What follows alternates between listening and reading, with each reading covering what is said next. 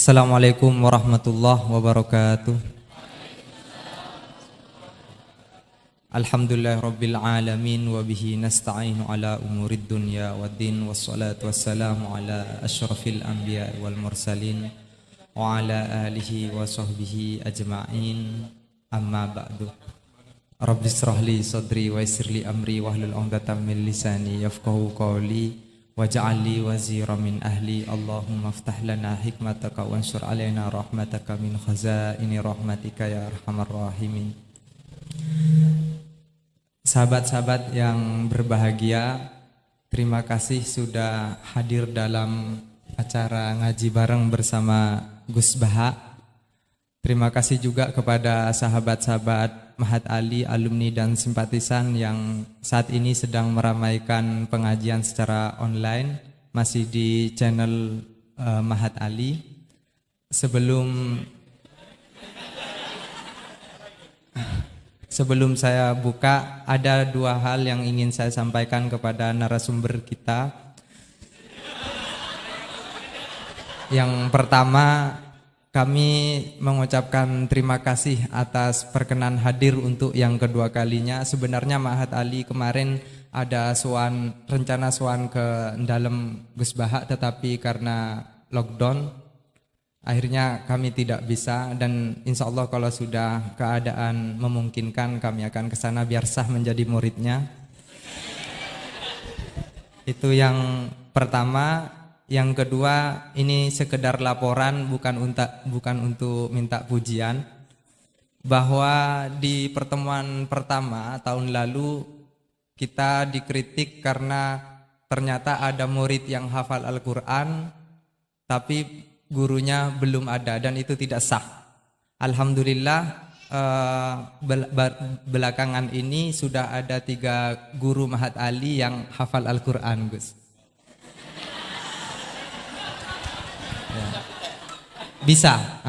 Yang pertama mohon disiapkan Ustadz Ahmadi Muhammadiyah ya.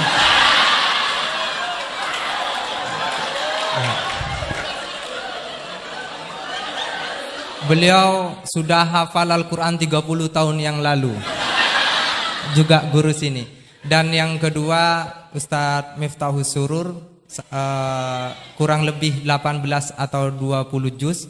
Terus yang ketiga Ustadz Wandi, kurang lebih 15 sampai 17 juz. Dan yang lain di moderator sendiri di berbagai juz ayat-ayat ahkamnya aja.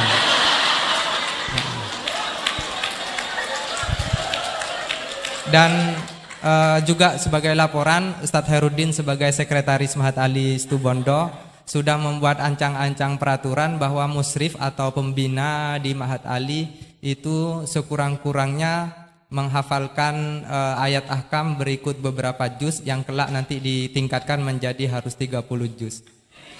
Tetapi ada yang kurang baik. Setelah itu aturan itu berlaku untuk yang daftar jadi dosen. Kalau yang sudah jadi dosen bagaimana Ustadz Herudin? Ustadz Herudin mengutip Al-Baqarah tentang ayat riba itu, Gus. Faman ja'ahu mau'idatum mir rabbih fantaha falahu ma salafa. Jadi yang sudah udah itu amruhu ada ilallah. Jadi bersyukurlah saya sudah masuk sebelum ada syarat-syarat itu.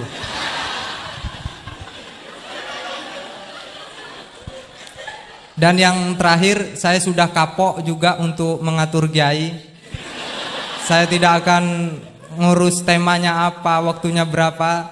Saya persilahkan sesuka-sukanya juga saat ini dalam pengertian yang hakikat.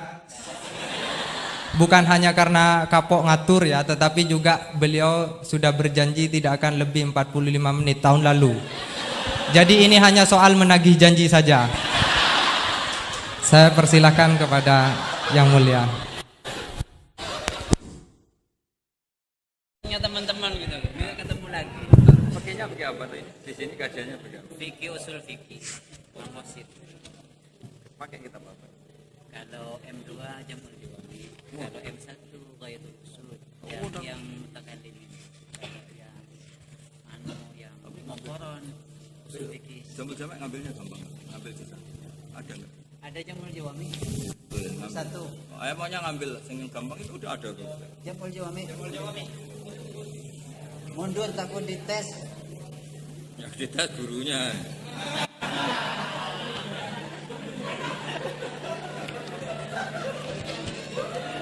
Siapa nanti yang dites Qurannya? Kamu ya?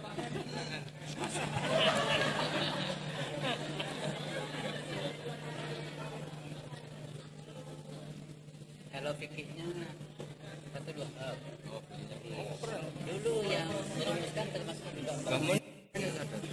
asal nama Dehul Arba'ah tapi di tafsir dirubah satu dua hal. Nah, ini pindah kan? Enggak usah itu. Ah, siapa yang disuruh baca? Jadi satu di sini.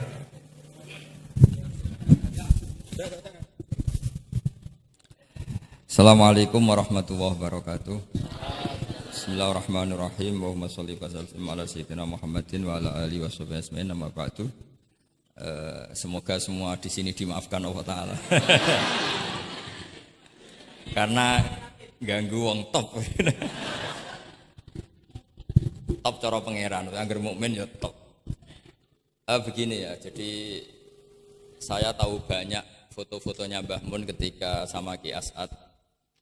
Bapak saya kandung juga pernah di sini ketika Muktamar 84, beberapa keluarga termasuk Ki Ahmad Siddiq karena beliau juga turunan Lasem. Yang jelas kenangan kita dengan Ki As'ad itu banyak, dari bapak, dari guru, kemudian beliau juga ngaji di Stokiri. Saya juga dapat keluarga Stokiri, banyaklah hal-hal. Tapi yang saya pastikan memaklumatkan diri sebagai Ma'had Ali itu entah keangkuhan, entah jujur, tidak tahu. Karena Ali itu maknanya kelas tinggi. Kelas tinggi itu bisa kelas tinggi ilmunya atau kelas tinggi ya macam-macam. Tapi saya beri contoh. Ini Wahid kan masih kecil, tak panggil Wahid saja. Ini tak beri contoh. Ini kitab Minhajut Thalibin. Ini saya belajar tak takriri sampai seperti ini. Ini bisa dilihat ini. Hampir di semua kitab saya, kitab-kitab induk, entah itu fikih, entah Ihya, entah Hikam, itu pasti ada takrirannya. Karena tadi saya sudah komplain sama Pak Khairuddin, keputusan fikih udah ada khilaf itu gak keren kata saya itu. Karena bawaannya fikih itu khilaf. Saya beri contoh ya. Di sini fikihnya kan diajarkan kan Fathul Wahhab ya. Saya sedikit cerita tentang Fathul Wahhab. Dulu indukan kitab fikih itu namanya Al-Um, ya kan? Dikarang katanya, dikarang oleh Imam Syafi'i. Sebenarnya enggak dikarang, diimlakkan. Ini pakai bahasa Ma'had Ali, kelas tahqiq. Ya, kalau bahasa umum kan kitab dikarang Imam Syafi'i itu salah besar. Karena di situ masih ditulis qala Imamunas Syafi'i. Yang benar itu amla alainas Syafi'i, diimlakkan oleh Imam Syafi'i, ditulis oleh beberapa muridnya. Yang paling masyhur kalau kitab itu Imam Muzani. Sebenarnya di situ ada Imam Buaiti, ada Imam Robi, tapi yang paling telaten itu Imam Muzani. Sehingga kitab itu dinisbatkan pada Imam Muzani. Di beberapa itu juga ada yang dengan tanda kutip ditinggalkan oleh Imam Muzani. Disebut Infiradul Muzani anis Syafi'i. Kemudian setelah jadi Mukhtasarul Muzani, ini saya tanpa menyiapkan materi loh, karena sebetulnya saya sudah minta Gus Azam hanya ngisi di pengajian umum, karena sudah saya kapok ke sini. Kapoknya itu bukan karena mangkel, tapi nggak ada perkembangan. Itu nggak ada perkembangan. Jadi hafal Quran itu keharusan seorang faqih. Baru hafal 4 aja diceritakan. Memang ini ngawur sekali itu sebetulnya. Memang normalnya seorang faqih memang hafal Quran. Enggak boleh hanya berapa? 4. Enggak meyakinkan. Nah, Mukhtasarul Muzani itu ada beberapa hal yang beliau beda dengan Imam Syafi'i. Kemudian disarai namanya kitab Nihayatul Matlab fi Dirayatil Madhab oleh Imam Haramain. Saya punya kitabnya dan tak pelajari. Oh, ini maklumat. Bukan niat sombong, ini niat cerita fakta. Nihayatul Matlab fi Dirayatil Madhab. Kemudian Imam Haramain punya murid alim alamah yang saat itu belum suka tasawuf. namanya Imam Ghazali. Beliau akhirnya menulis Al-Basit, berhubung Mak Hatali sinau basit gak pati iso mergo kegeden digenti Al-Wasit. Al-Wasit ya ora pati disinaoni digenti apa? Al-Wajiz. Alhamdulillah kayaknya Pak Khairuddin juga gak punya. Punya kitab Wajiz. Wahid punya? Wahid Wajiz? Berapa halaman itu? Kitab Wajiz itu. Berapa halaman? Tebelnya aja kira-kira seberapa tebelnya? Ya tebelnya seberapa? Kalau nggak tahu isinya paling nggak tahu tebelnya. Harganya masih ingat ya? Kalau nggak tahu isinya tahu harganya ya. Cetakannya DKI apa?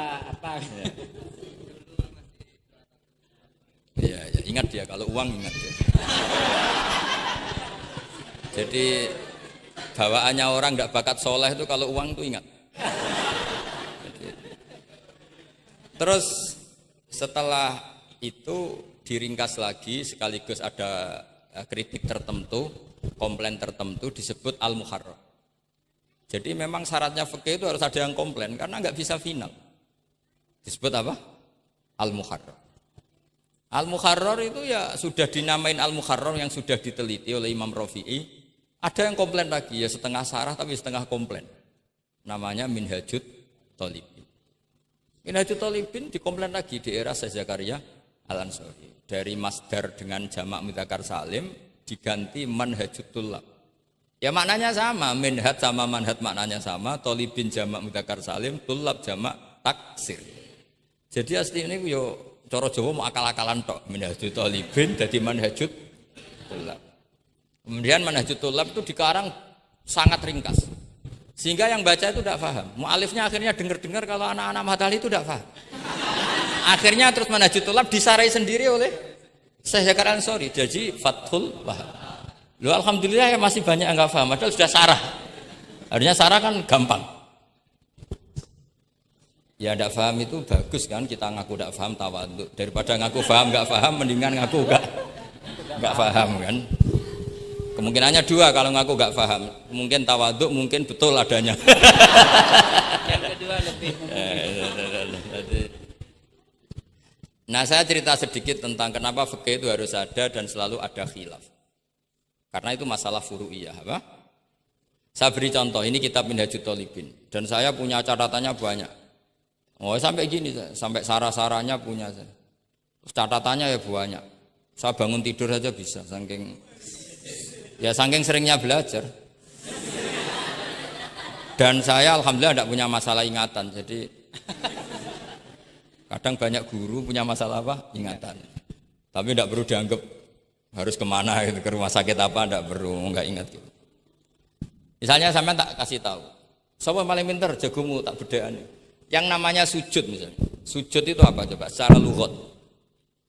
Wat'ul jabha alal ardi. Sehingga Imam Rafi'i berpikir sujud itu asal ada wat'ul jabha alal ardi ya sah adanya. Dan beliau mengklaim, ini saksinya Pak Khairuddin ini, wasabe as-sujud wa aqalluhu mubasyaratu ba'di jabati musallahu. Ya. Beliau hanya mengatakan wala yajibu wat'u yadaihi wa rukbataihi wa qadamaihi fil azhar. Wala yajibu. Ini kalau enggak percaya, sama baca. Mas Yo Tarahum bisa ya? Coba baca. Wala yajibu supaya wat'u yadaihi pakai nada Indonesia jangan nada negara sebelah coba. Wala yajibu wa rukbataihi wa qadamaihi fil azhar.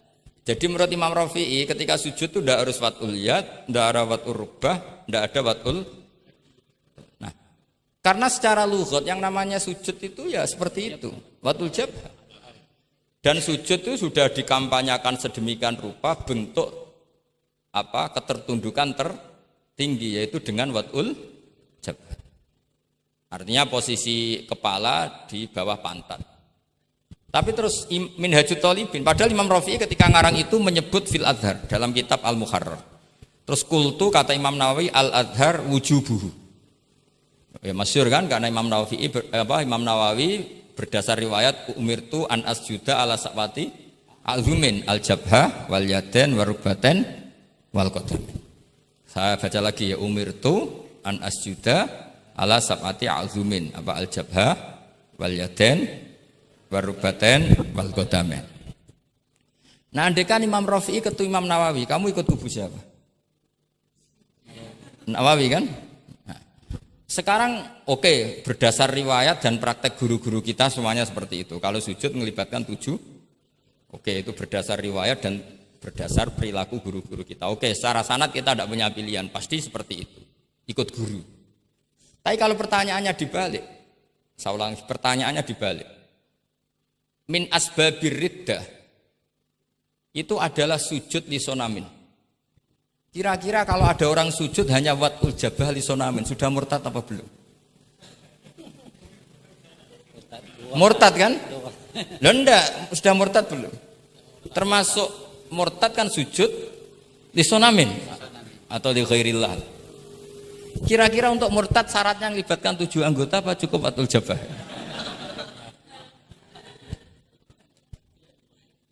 Untuk sah menjadi murtad. Nggak, misalnya kamu, jangan kamu lah, kamu potongan nggak mungkin murtad insya Allah lah. Misalnya ada orang murtad dengan cara murtad yang fi'li, contohnya apa? Kasujudin lisonamin. Murtad kan, ingatlah masih ada 3 kan? I'tiqadi, qauli, fi'li. Yang fi'li contohnya kasujudin lisonamin. Untuk menjadi sah murtad itu nunggu 7 anggota apa salawatul jabah? Enggak jawab aja, ngawur saja kak, biasanya aja. Udah enggak usah. Kan biasanya ngawur terus enggak apa-apa, masih anak-anak aja. Hati-hati aja tetap ngawur apalagi. Enggak, menurut kamu sudah murtad belum? Ya kan murtad kan? Artinya kalau itu sah untuk menjadi murtad, harusnya juga sah untuk menjadi sujud karena sama-sama simbol. Sujud watul jabah faqat ya simbol takzim ke Allah setinggi-tingginya. Kenapa menjadi murtad? Karena ini simbol hormat kepada sonam setinggi. Sehingga Imam Rafi'i berpendapat sujud itu tidak harus melibatkan anggota 7. Ya kira-kira gitu lagi. Makanya tadi saya juga matur Mas Hasan, piye gurumu mbok kanyamu lah, guru keduren. Maca fikih ora ana khilaf iku fikih apa? Fikih ben seru itu harus ada khilaf. Ya ini sama yang baca supaya jadi seksi. Kalau menurut Imam Rafi'i seperti itu. Enggak, ya harus jadi wala yajibu ini. Enggak akan keliru. Tadi kan sudah tak baca.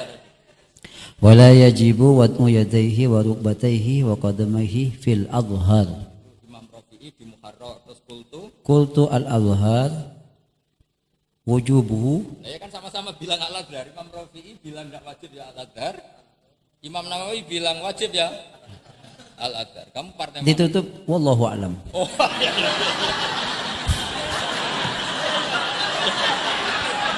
Enggak ada Gus. Ada walam. Enggak, wallahu a'lam. Aduh, ini enggak ada penggantinya.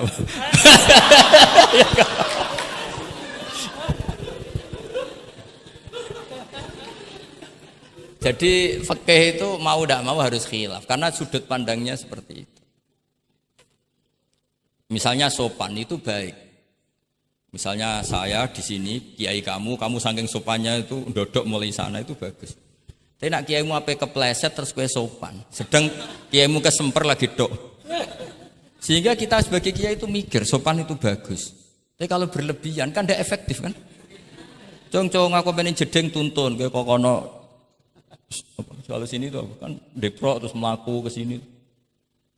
Jadi makanya ya kita harus ngeritik juga, sopan berlebihan juga akhirnya ada efektif. Jong sedang kiaimu tiba mati kayak lagi dok kan gitu kan.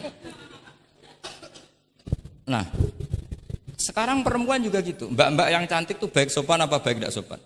Baik tidak sopan. Karena kalau sopan sama Pak Wahid, ayo sopan, mesti eleng terus ra iso turu. Tapi nak ra sopan, seneng aku, gaji ini Mahatali mau piro. Itu langsung lupa. Dan itu bagus karena melupakan Nah, lo betul ini kan katanya tadi siapa yang hafal Quran? Ya nisa an-nabi lastunna ka ahadim inan nisa. Ini taqaitunna fala takhdu'na bil qaul fayatma alladzi fi qalbihi marad. Wahai orang-orang yang cantik, kalau ketemu lelaki itu jangan terlalu sopan. Fala takhdu'na bil qaul. Kalau ngomong jangan terlalu khudu, karena bawaannya lelaki yang fi qalbihi maradun, khudu itu dianggap mau. Saya tadi ada Mbak Cantik sama Pak Khairuddin atau sama Pak Wahid sopan. Mohon kalau derek guru mawon, mesti pikirannya, oh maksudnya gelem tak wayo, mesti dak wayo. Padahal maksudnya derek itu menderek mata pelajaran. Tapi utek-utek begini itu kan. Yang fikol dia apa? Marot, contoh saja loh. Tapi bisa fakta. Itu mesti pikirannya itu kemana-mana. Mohon kalau derek Pak Wahid mawon, ngomong wong ayu, nak sengaja kan rati pikir. Sehingga unik. Khusus perempuan yang cantik itu sopan itu tidak baik di dalam komunitas lelaki yang fi qalbihi, karena pikirannya mesti, padahal Mbak tadi bilang gitu maksudnya anut Pak Wahid, ikut mata pelajarannya, tapi pikirannya sampean kan bisa enggak gitu. Fala takhda'na bil qauli fayatma allazi, itu hebatnya Quran. Jadi psikologi lelaki juga dibicarakan. Bawaannya lelaki kalau ketemu perempuan cantik kok sopan, kok memberi harapan, itu terus golek dukun mahabbah nih. Kayak apa pinternya Quran? Lah ini sayangnya yang hafal baru 4. Padahal saya satu mobil saja tadi hafal berapa Gus? Pakai satu mobil. Karena pondok saya memang pondok tahfidz. Jadi yang derekno saya banyak yang hafid. Jadi satu kelas kalah dengan satu mobil. Supir saya hafal Quran, penderek saya hafal Quran, yang bawakan tas ya. Oh kalah jauh itu sudah. Yang satu kiai tidak hafal Quran. Iya, memang pondok saya pondok tahfidz karena memang pondok tahfidz. Jadi seperti itulah. Masa kamu menyarankan orang tidak sopan? Tidak mungkin kan. Masa kita ngajari santri-santri tidak sopan? Tidak mungkin. Tapi kalau kamu ajari sopan, khusus yang cantik, ketemu lelaki yang seperti itu, akibatnya fayat ma'alladzi fi qalbihi marad. Makanya di sarah-sarah atau di tafsir-tafsir sampai ada penjelasan wa yusannu lil marati takhlidu sautiha. Perempuan disunatkan menebalkan suaranya untuk menghilangkan rasa apa? Syahwat lelaki tadi. Terus paling enggak misalnya enggak mau nebalkan ya judes. Misalnya ketemu Pak Wahid, "Mbak apa ning ndi?" "Gak urusanmu." Oh, itu mesti langsung lali. Nah, tapi nak jawab, badhe napa ngersakno napa? Nggih kula tak derekno jenengan riyen. Wah, bahaya. Padahal maksudnya derekno iku ya mata pelajaran, ndak ada hubungannya dengan mau dinikah. Tetap muni naudzubillah lah kalau itu. Nah, itu fikih. Jadi fikih itu menginduk ke usul fikih. Tapi usul fikih sendiri itu kalau ndak ngerti fikih jadi itu jadi liar. Karena khayalnya lebih tinggi. Makanya banyak orang yang pengagum usul fikih itu jadi liberal karena terus terlalu banyak khayal. Maka pondok-pondok itu harus ada fikih dan ada usul. Saya beri contoh liar itu begini misalnya. Maqasidus syariah itu kan bisa subjektif. Sehingga Imam Syafi'i itu yang kritik man istahsana faqad syarra'a. Orang yang sering berpikir istihsan faqad syarra'a, maka dia mau berpikir bikin syariat tandingan. Misalnya gini, saya ini kiai yang suka tirakat. Karena dulu misalnya mondoknya itu suka tirakat. Terus santrinya diwajibkan puasa setahun atau diwajibkan enggak boleh makan nasi. Itu bikin syariat tandingan. Karena apa? Tahrimu malam yahrum, mengharamkan sesuatu yang tidak haram, atau mewajibkan ijabu malam yajib. Itu termasuk kriminal cara Sulam Taufik. Loh iya, bahkan Sulam Taufik mengebabkan itu di bab riddah. Saya ini sudah tak toleransi, temu tak tulis minal kabair, kalau di Sulam Taufik dimasukkan bab riddah karena ijabu malam yajib berarti bikin syariat. Atau tahrimu malam yakhrum juga artinya bikin. Tidak tahu guru di sini biasanya tahrimu malam yakhrum apa tahrimu malam yuharram. Umumnya bacanya apa? Bisa dua. Ya rodok maju berarti sermayan. Nah, tapi kamu tidak bisa menyalahkan kiai-kiai yang mengharuskan muridnya tirakat karena itu cara untuk kasrus syahwah misalnya, untuk memecah syahwat. Tapi tetap saja nggak boleh mewajibkan karena nanti ada syariat tandingan. Nggak boleh. Syariat ini sudah sempurna, nggak boleh ada syariat baru. Yaitu disebut ijabu malam yajib atau tahrimu malam yakhrum. Maka kata Mbah Mun, resikonya jadi kiai ngalim. Mbah Mun sering guyon gitu. Aku kiai ngalim jadi ribet. Apa ngaramno rokok sing darani halal yo akeh. Di halal no cah cilik-cilik rokok. Jadi kiai itu kan lebih tunduk ke konstitusi ilmu. Ribet lah, ribet. Misalnya begini, sampai tak bedai. Assalamualaikum ketika salam, itu yang wajib salam pertama apa salam kedua? Pertama. Itu wajib niat mufaroqah apa niat menghabisi sholat atau mengakhiri sholat apa enggak perlu niat? Nah, mesti ulama berdebat. Karena ketika Allahu Akbar bisa Allahu Akbar demo, bisa Allahu Akbar niat sholat. Maka untuk membedakan, lo kan bisa aja kan? Demo itu udah harus berontak enggak? Misalnya kamu ngerti perempuan yang kamu cintai, ternyata omongan nebek Pak Guru Khairuddin kan Allahu Akbar, guru kok ngono kan gitu kan. Nah, untuk membedakan itu, kalau untuk sholat atau untuk takjub diharuskan niat Allahu Akbar. Nah, sekarang salam harusnya juga ada pikiran begitu. Ini salam karena ketemu orang, apa salam karena keluar dari sholat. Makanya selalu ada ulama yang berpendapat wajib niatul khurud minas sholat.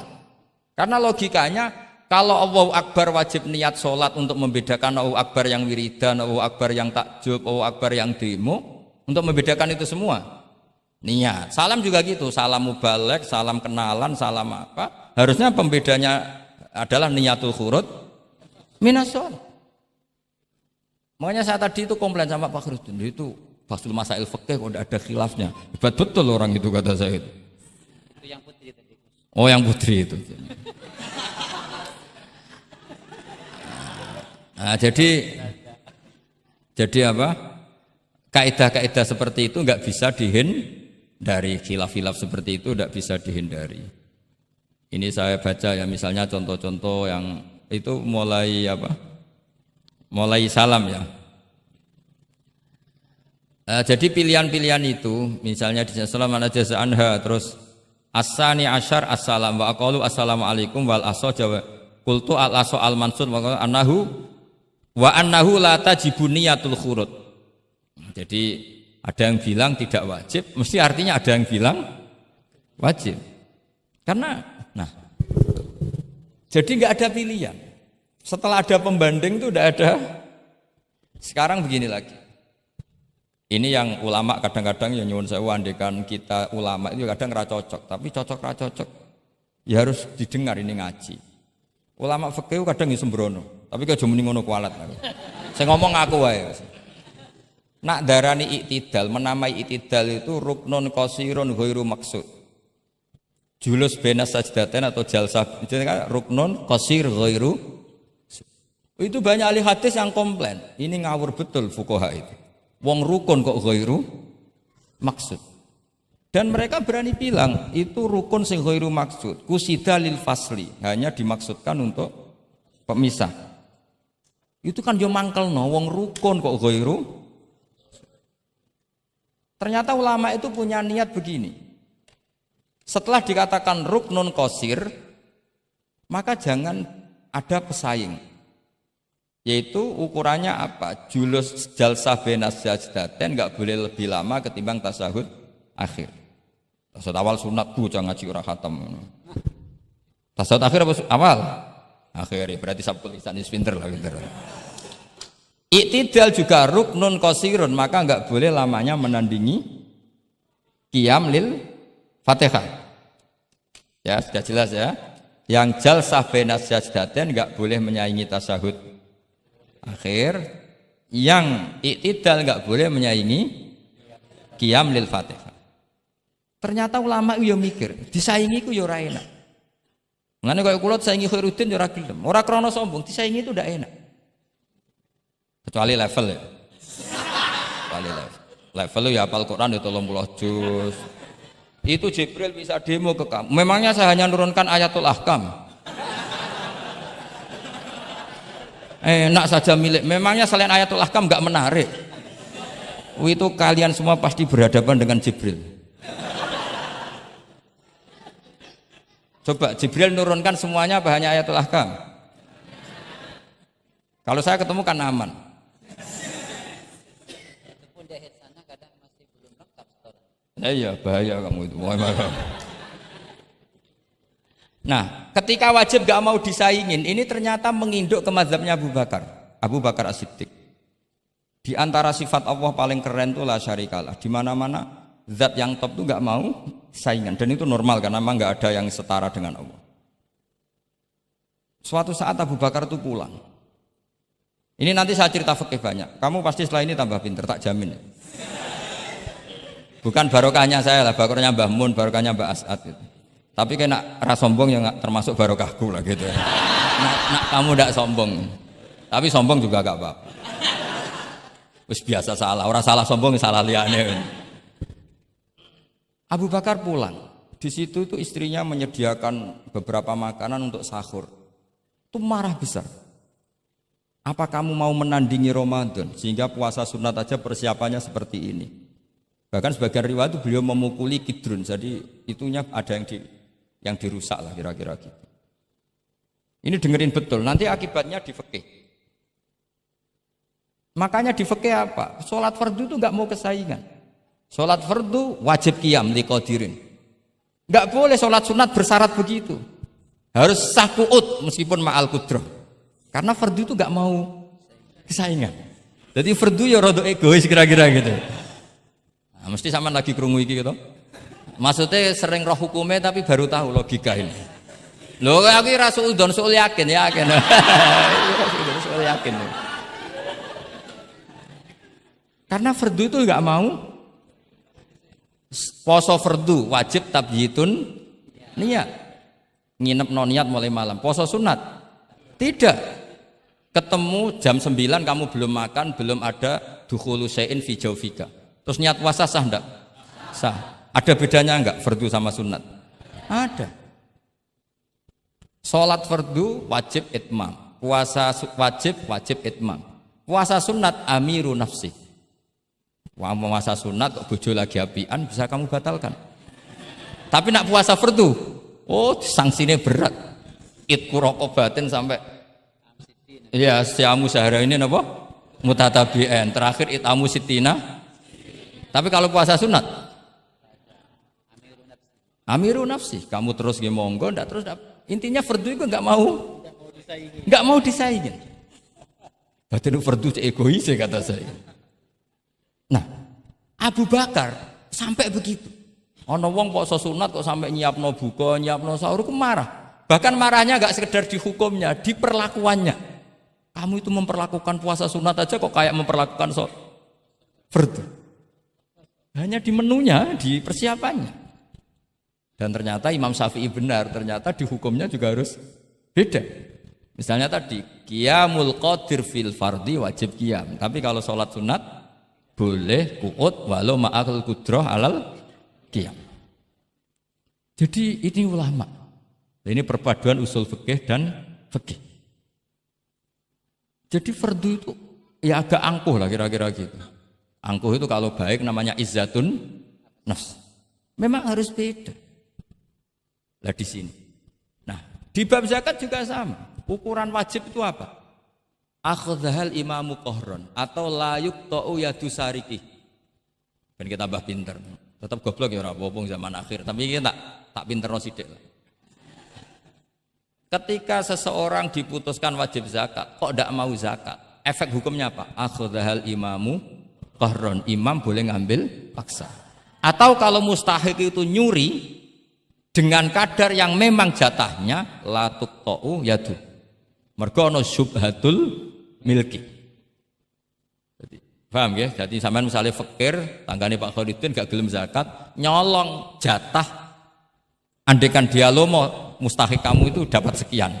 Itu enggak boleh dipotong tangannya karena kamu ngambil jatah. Jadi sekali diputuskan wajib itu punya akibat akhdhal imamu qahron atau la tuqta'u yadu sari.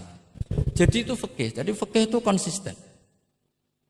Nah, sekarang yang dikatakan fikih itu ainut ta'ah apa shawab, apa hak. Nah, itu yang ulama berdebat. Sekarang misalnya sampean tak bedheki begini. Sing darani salat sing sah iku madhep kiblat. Betul kan? Ya, betul. Masih ingat ya? Sekarang madhep kiblat itu menjadi baik karena nurut Allah apa karena madhep kiblat? Karena nurut Allah. Sehingga semangat fikih semangat taat ning Allah. Falau sholla arba'a raka'atin bi arba'i jihadin itu enggak perlu i'adah. Karena ketika aku istihad sana itu kiblat, rakaat kedua rubah ke sana, rakaat ketiga rubah.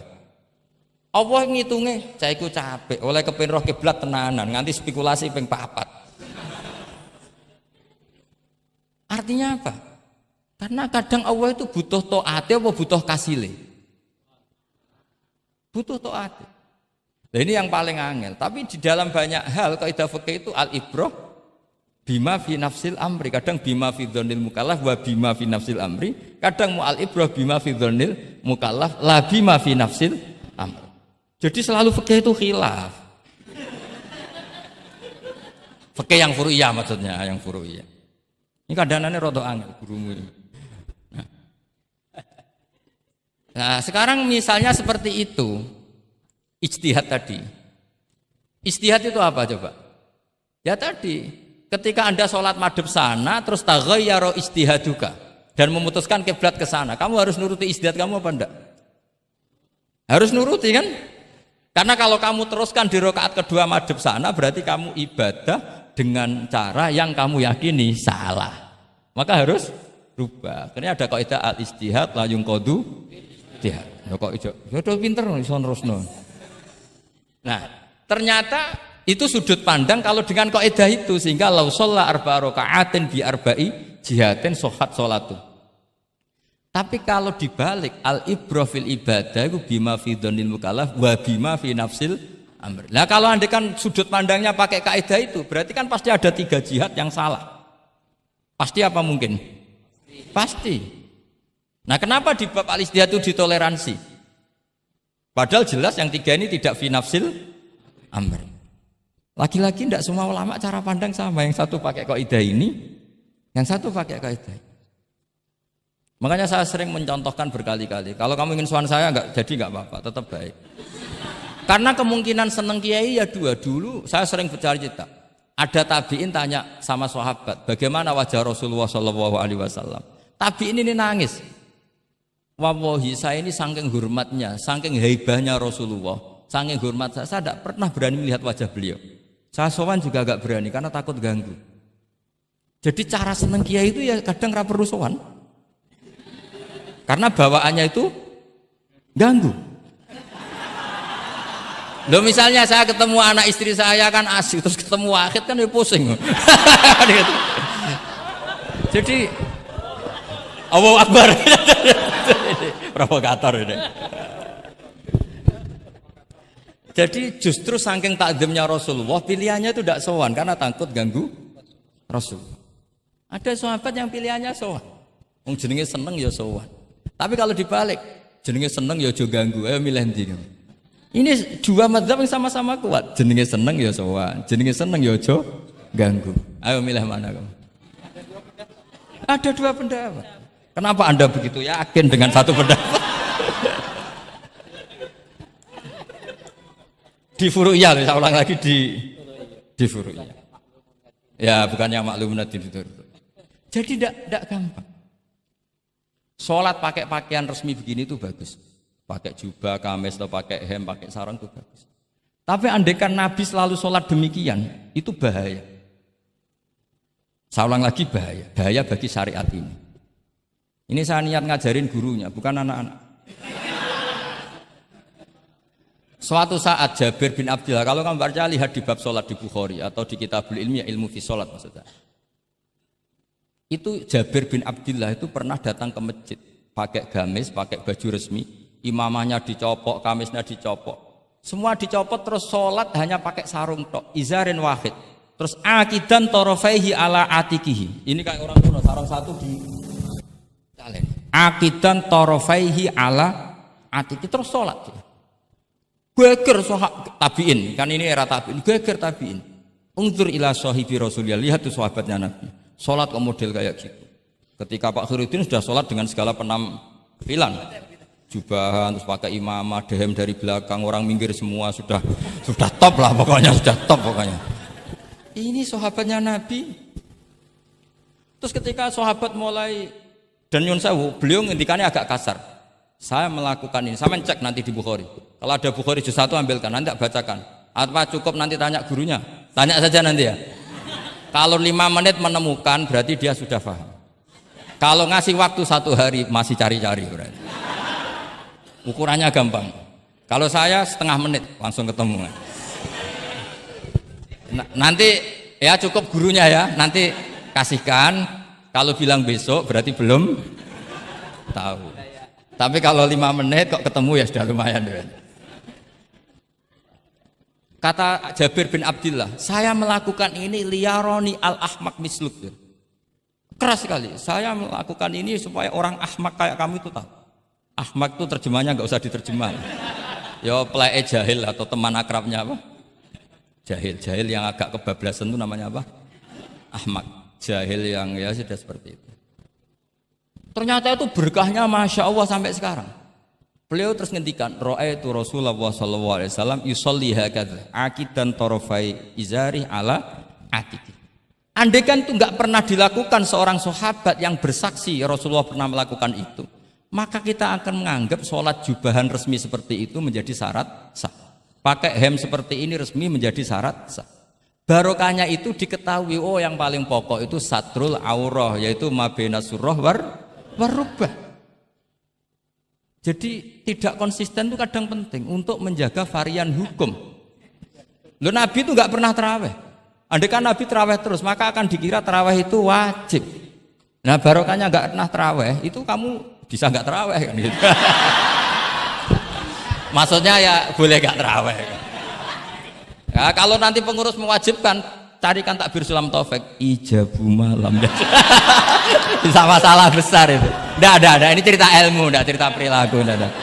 Ini cerita ilmu, nggak cerita apa? Perilaku. Jelas kan? Jadi kadang seperti itu penting. Contoh lagi, dan ini sering saya utarakan.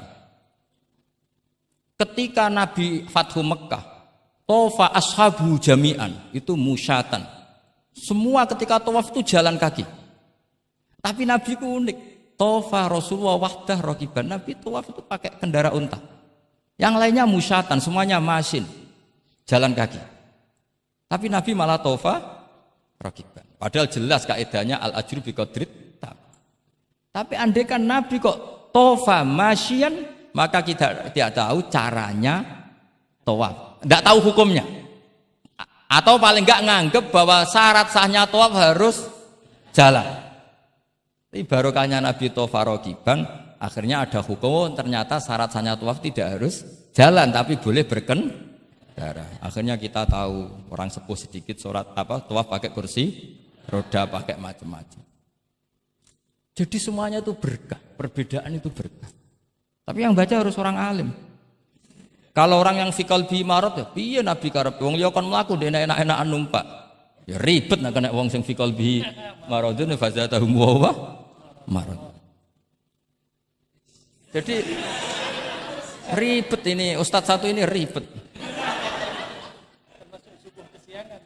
Ya subuh kesiangan ini contohnya kok kayak perilakunya. Ini Kiai Hasan contohnya kayak perilakunya. Sholat itu ada waktunya. Sekali waktunya habis normalnya sudah tidak wajib, ya enggak? Kamu mau sekolah, selesainya jam 12, kamu bangun 12:30, harus sekolah apa enggak usah? Karena momen sekali kelewat kan nggak bisa diulang kan? Normalnya sholat qadha itu tidak wajib, normalnya. Karena momen waktunya sudah habis. Dan qadha normalnya juga nyuwun sewu haram. Normalnya. Tapi berhubung Pak sering kodok terus bilang nggak haram kan? Karena yang kodok bukan hanya santrinya tapi apa? Gurunya. Tapi nyun sewu, Nabi itu tahu ditakdir kodok. Saya tidak bilang Nabi kodok, ditakdir kodok. Ini bedanya Nabi dengan kamu. Nabi pernah ditakdir kodok. Dan nyatanya Nabi tetap sholat. Akhirnya jadi syariat kodok itu tetap. Andai kan Nabi tidak pernah kodok, maka orang cara berpikir waktunya kan sudah habis. Pasti malaikat bagian nyatet sudah nggak ada. Lalu apa sholat wong sing nyatet wis tutup buku kan? Karena logika waktu itu kalau momennya kelewat ya sudah normalnya. Tapi agama ini tidak seperti itu. Berhubung Nabi pas kodok juga sholat. Itu kayaknya juga jamaah ya. Wah itu yang ribet itu. Ya kan jamaah kan itu. Jamaah kan? Wah, aku nak mbok praktekno ning pondok. Ya ribet. Separuh pondok kodok terus dimami Khairuddin sing komat wahid. Wah. Perkara kan? Nah, barokahnya ngerti kunut itu sunat, pura-pura ndak kunut. Akhirnya kayak orang baik kan? Yaitu mau melakukan sholat duha. Ini ya akhirnya guru saya sedang sholat duha. Itu husnudon yang gioblok.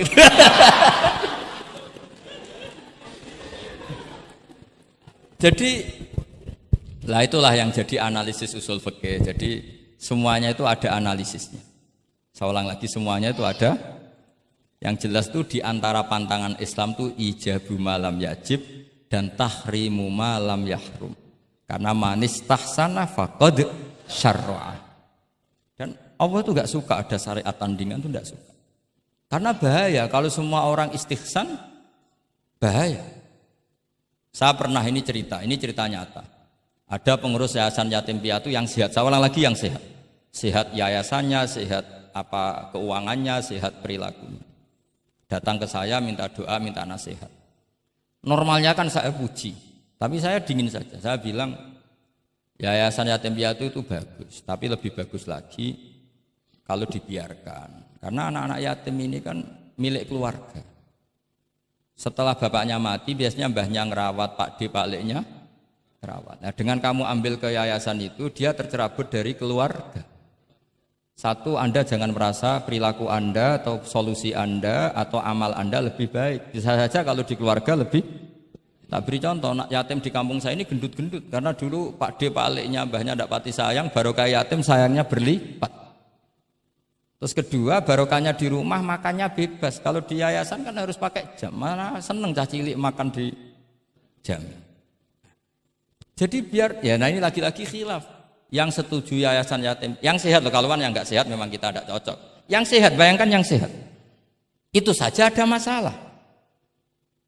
Karena tadi anak ini kan bagus, makanya Mbah Mun pernah dawuh.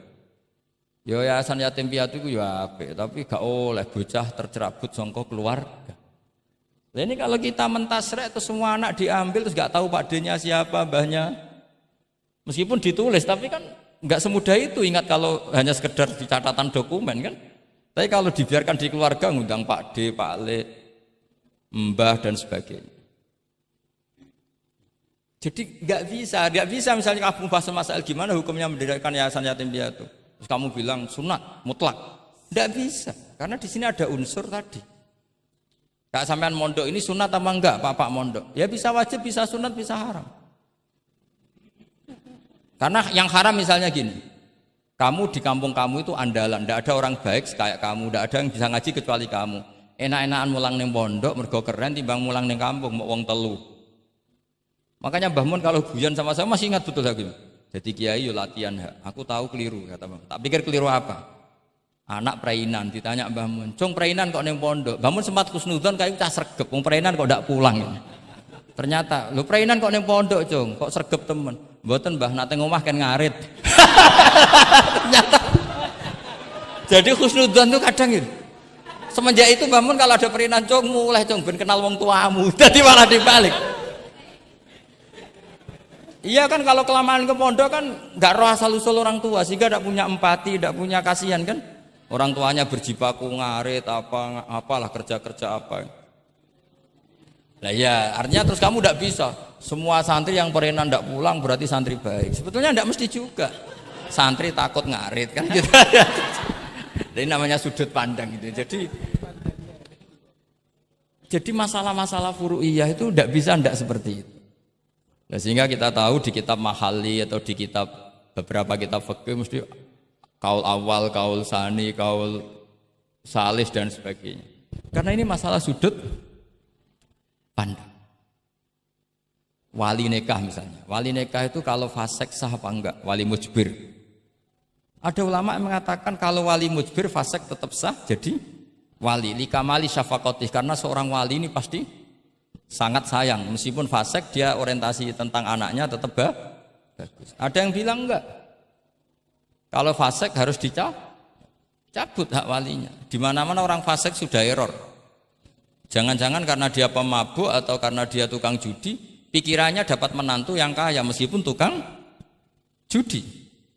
Bahaya ini kalau diberi hak wilayah atau hak wali. Makanya ulama mengatakan sekali fasik dicabut. Nah, ya yang satu memandang umumnya orang tua meskipun fasik tetap likamalis. Tapi kata siapa di sosial itu mesti semua orang begitu apa tidak mesti? Tidak mesti. Makanya Qaul Sani mengatakan cabut saja. Li'annahu la yu'manu ayadu'aha inda fasikin mislih. Karena siapa yang bisa menjamin kalau dia tidak mengawinkan putrinya dengan orang fasik yang sejenis. Orang fasik pasti komunitasnya juga fasik. Dan dia nganggap orang fasik itu tidak problem, dia sendiri fasik. Wes dok untuk iki capek, jebule capek sing tau ngutangi ning nggon judi. Karena dia punya ukuran apik versinya dia. Lagi-lagi fikih kok mujma' alaih mau piye? Yo. Yang furu'iyah maksud saya, yang furu'iyah. Iki pinter toh cukup ya? Sudah 45 menit. Mohon ngoten mawon. Assalamualaikum warahmatullahi wabarakatuh. Satu mungkin. Ya, mungkin satu ya putra dan satu aja ya putra dan putri. Ya, enggak satu saja Gus. Oke, Bismillahirrahmanirrahim. Terima kasih. Mungkin yang tadi perlu saya berikan catatan. Oh ya catatan ya. Saya ingin beri catatan bahwa kita tadi sudah dapat kalau fikih itu karakternya adalah khilaf. Jadi ya yang furu'iyah lah, yang furu'iyah. Oke. Yang furu'iyah karakternya khilaf sehingga kita harus terbiasa berbeda. Dan soal tadi kesantunan, kesopanan itu orang ekspresinya berbeda. Kadang kita salah ketika kita mengkritik, kadang ketika kita berbeda pendapat kita lalu dianggap tidak santun. Padahal ulama-ulama kita soal urusan furu'iyah itu hal yang biasa. Termasuk bahkan mungkin yang tadi sering dikali dikutip oleh Gus Baha, manistahsana faqad syarra'a, bahwa itu adalah kecaman dari Imam Syafi'i. Mungkin Gus Baha perlu, saya tidak tahu ya, ini tag ini sudah sampai atau tidak kepada beliau. Ya, saya bacakan tagnya. Saya harus baca. Kalau ingatan tidak sebaik beliau saya. Tapi kalau catatan saya lebih baik mungkin.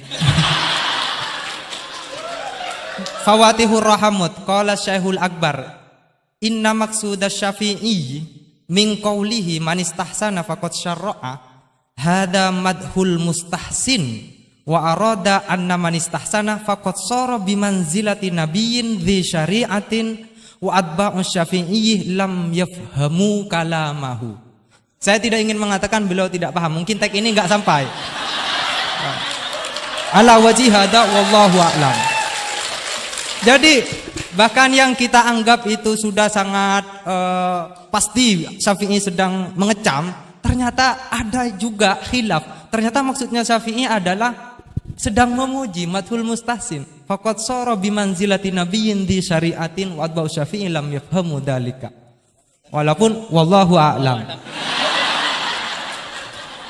Ya, tapi kita poin-poin saya adalah akui bahwa ada perbedaan, gitu kan. Oke, silakan saya beri pertanyaan satu saja.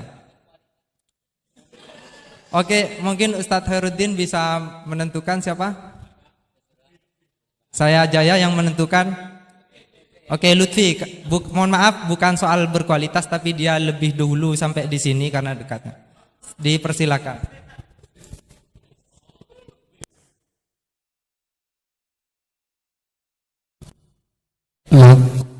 Assalamualaikum warahmatullahi wabarakatuh.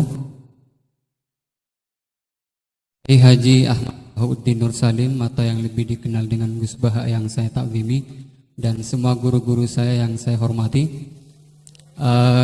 Kita banyak mendengar tadi bahwa di dalam fikih yaitu furu'iyah itu sudah terbiasa terjadi khilaf di antara kalangan ulama. Ada satu redaksi yang bagi saya cukup ada satu yang menurut saya diantaranya di dalam Bu Jairami al-Khatib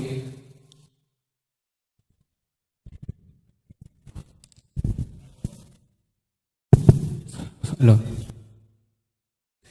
Di antaranya redaksi yang terdapat dalam kitab Bujairami Al-Khatib, dan ini juga dikutip di dalam kitab I'anatul Thalibin ketika membahas soal apakah ad-dukhon itu dapat membatalkan puasa atau tidak.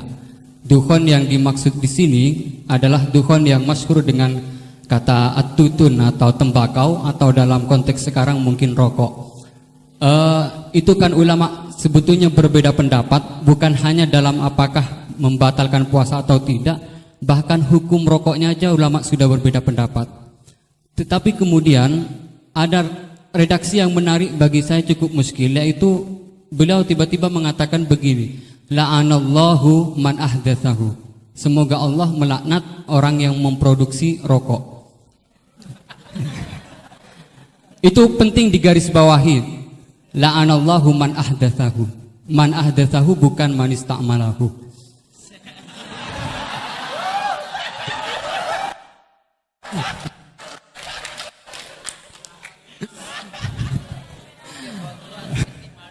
Ini cukup kriminal karena ngomongnya di dalam pesantren yang cukup itu menjadi di negara Indonesia. Kenapa ini ada laknat semacam ini? Karena katanya fa innahu minal bid'il qabihah. Tetapi maksud saya, kenapa ulama ini sampai melaknat padahal hukum rokok itu saja merupakan furu'iyah yang memang sudah sewajarnya terdapat khilaf. Sementara saya sebagai santri NU Tulen itu mengenal memiliki ulama-ulama yang atau kiai-kiai yang luas, yang bukan hanya tidak mau mencaci maki apalagi sampai melaknat, bahkan mengkafirkan pun itu merupakan pantangan. Sehingga pertanyaannya ini unik, setelah saya cek juga ada dalam kitab Kasyifatus saja yang kita tahu itu pengarangnya orang Indonesia, walaupun mungkin NU belum hadir pada saat itu. Jadi pertanyaan saya untuk redaksi ini, apakah dalam syariat Islam atau fikih utamanya itu memang ada pembenarnya melaknat orang lain atau dalam tanda kutip mendoakan orang lain jelek? Mungkin hanya itu. Terima kasih. Wassalamualaikum warahmatullahi wabarakatuh. Ini jam berapa?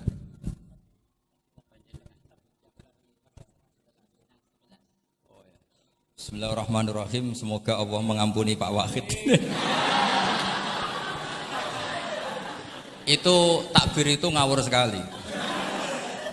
Itu Syekhul Akbar, yang dimaksud itu Ibnul Arabi. Itu termasuk statement sing mimma yuhaddaru bih. Jadi yuhaddaru anhu. Termasuk fatwa-fatwa yang orang harus menghindari. Apalagi itu justifikasinya wa atba'u syafi'i la yabamuna. Sampean lihat di semua kitab usul fikih itu masyhur itu ibtalul istihsan. Termasuk di kitab Sayyidina Muhammad Syari'atu wa al-Khalid. Semua kitab usul fikih Imam Syafi'i menolak istihsan apa menganjurkan? Menolak. Sekarang keyakinan orang banyak Imam Syafi'i menolak, dengan satu orang Imam Syafi'i memuji. Jumhur versus wahid satu orang. Doakan ya semoga Allah memberi tobat. Loh saya tuh tahu betul itu. Jadi itu kan seseorang satu yaitu Ibnul Arabi mengvonis Ashabus Syafi'i la yafhamuna. Padahal di semua kutubus Syafi'i jumhur memang mereka tahu kalau Imam Syafi'i itu menolak istihsan. Jadi itu jelas manistahsana faqat syara'a itu kalimatu dzamin minhu, bukan kalimatu madhib. Itu jelas ya. Nah, yang menyangkut rokok tadi saya kan sudah mengulang. Kalau rokok dengan arti rokok itu kita ngikuti guru-guru kita, tidak pernah mengesahkan orang puasa yang rokok. Jadi ini bukan masalah furu'iyah, karena tetap dianggap ain. Jadi ini saya sendiri secara pribadi dan kalian harus setuju karena anut guru-guru kita tidak akan mengesahkan orang puasa merokok. Karena dukhon itu termasuk ain. Selain itu tidak perilaku guru-guru kita. Nah, soal khilaf tentang rokoknya sendiri tidak urusan dengan puasa loh ya, saya ulang, tidak urusan dengan puasa. Itu karena memang tadi malam yadul kan al aslu fil asya al ibahah kan, malam yadulat dalil ala tahrim. Jadi ya taruhannya halal dulu. Tapi tidak urusan orang puasa, saya ulang lagi loh. Karena yang salah paham ruwet. Nah, kalau masalah laknat tadi, laknat itu ibaratun anil bukhdi. Jadi tidak laknat itu tidak harus yang orang itu harus kesampaian lah kira-kira. Jadi kalau sampean tanya hukumnya melaknat orang mukmin gimana? Jelas di Sulam Taufik laknul mukmin itu tidak boleh. Tapi manusia itu tidak cukup punya bahasa untuk mengekspresikan kebencian atau tidak suka. Kadang-kadang spontan terlontar kata apa? La'anahu. Jadi itu hal-hal yang bawaan sabkul lisan. Itu kan sama dengan orang-orang Arab bilang la wawah. Karena nggak bisa dihindari. Makanya di bab tolak, dengerin ya bab apa? Ketika seorang suami marah sama istri terus bilang gini, lasti bizaujati, kamu itu tidak istri saya. Itu tidak dimasukkan sorry khutolak, tapi masih dimasukkan kinayatut tolak. Karena maksudnya lelaki ketika sadar tadi, kamu seperti ini tidak seharusnya. Seakan-akan perilaku kamu tidak perilaku seorang istri. Sehingga itu tidak dimasukkan sorry khutolak, tapi dimasukkan, padahal kalimatnya jelas, kamu tidak istri saya. Tapi itu kan bawaan emosi. Itu kan seperti kiai baru duka, ora santriku nak sing penggaweane kodok. Nah sekali-kali kiai ini takut, terus kalau santri ini tiang lintu, yo ora ngawur ya. Karena yo ora trimo nak santri ini dipek wong liya kan gitu. Pasti juga gak terima kan kalau diakui orang lain. Sama ketika kamu marah sama istri kamu cantik, lasti bizaujati, terus bojomu takut, berarti aku bojone wong liya. Ojo ngawur. Kan Yeman juga kan? Eman kan? Jadi makanya di semua hukum itu selalu kalau masalah ungkapan kalimat itu kira-kira yang mirip la yu'akhidukum wa billahwi fi aimanikum, karena bawaan kalimat spontan itu pasti ada. Makanya dulu ada sahabat yang nyuwun sewu Nabi ngendikan papa gitu, terus agak terganggu itu. Padahal Nabi ngendikannya ya spontan, tapi tidak sampai laknatullah. Akhirnya Nabi, "Ya kamu tidak usah susah. Fa'ayul muslimina adaituhu aw sababtuhu aw syatamtuhu wa laysa dzalika ahlan wa la ahlan lidzalik apa fa'al dzalika kafaratau wa zakatau wa ajr." Jadi apa ya, bawaan spontan itu pasti ada. Ya saya ulang lagi ya, ini yang kembali ke takbir tadi. Itu bahaya betul tuh. Jadi Ibnul Arabi itu termasuk tulisan-tulisannya mimma yuhadzaru anhu. Ya, pernah dengar toh? Lah yang dimaksud Syekhul Akbar itu kan Ibnul Arabi kan? Saya sangat tahu. Jadi ukurannya itu jumhur. Semua ulama Syafi'iyah, semua al-usuliyun itu mesti menceritakan apa? Imam Syafi'i tidak percaya atau tidak setuju ada istighsa. Masa orang banyak ini kamu salahkan demi statement orang satu. Idza ikhtalafal jumhur wal fardu quddima jauh. Ya, semoga ini tobat. Enggak ya, enggak apa-apa. Tapi memang bagus lah. Artinya dia mengungkapkan takbir sudah bagus. Lumayan lah, cara ukuran itu. Tapi ya musuhnya jangan saya tetap.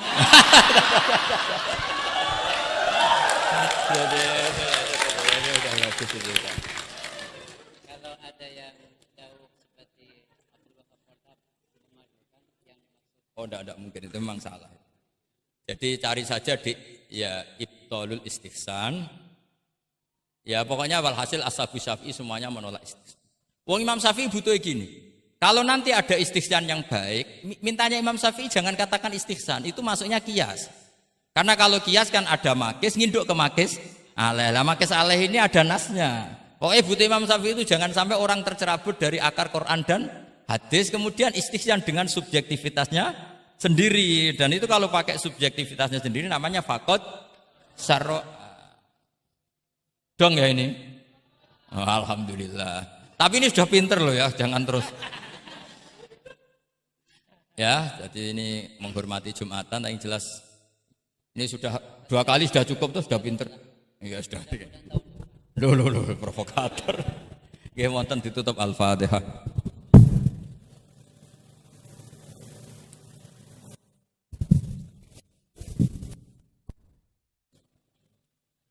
Baik, sekali lagi saya ucapkan terima kasih kepada Gus Bah dan saya mohon ampun kepada Allah dan minta maaf kepada beliau.